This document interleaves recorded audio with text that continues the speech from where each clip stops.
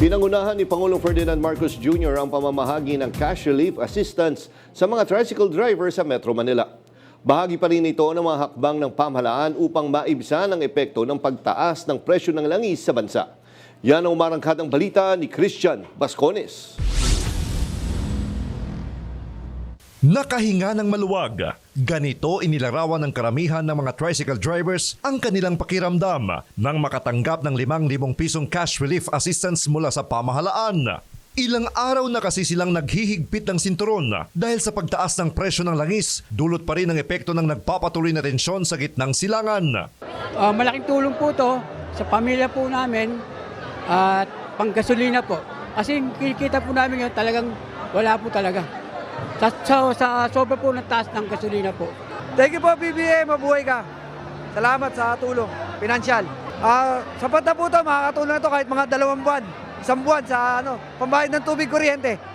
Tila nasilayan ang pag-asa nang makita ng mga tsuper na personal na dumalo sa distribusyon si Pangulong Ferdinand R. Marcos Jr. Ayon sa Pangulo, simula pa lamang ito ng pagbibigay tulong sa mga lubhang na apektuhan ng krisis sa buong bansa. Naglagay tayo ng ilan to? 30? Oo, 30 na ganitong distribution center sa buong Metro Manila. Meron din kasama sa Cebu, meron din sa Davao at pagkatapos nun sa iba't ibang lugar, lahat na. Ito ay patuloy namin gagawin at hanggang ganito pa ang sitwasyon. Kaya basta't nandito lang yung gobyerno para tulungan kayo. Sige, good luck po. Magandang umaga.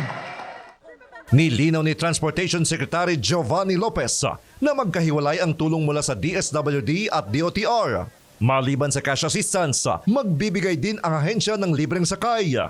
Kailangan namin isalang-alang yung operating cost din ng mga sasakyan. Tulad po ng bus, makakaasa po sila na mas mataas yung makukuha ng bus kasi mas malaki po ang gastusin ng bus pagdating po sa krudo. Binalaan naman ni DSWD Secretary Rex Gatchalian ang mga nagsasamantala sa mga inosenteng tsuper. Walang processing fee. Kung merong nagmasamang loob na mag-process niyan, i-report nyo kaagad sa amin. Hindi yan sanctioned ng departamento.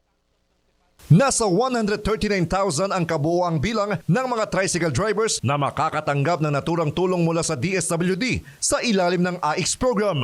Bukod pa ito sa fuel subsidy na ibibigay sa ibang sektor na apektado ng mataas na presyo ng langis. Ako si Christian Bascones ng PRTV News, nagseserbisyo para sa Pilipino.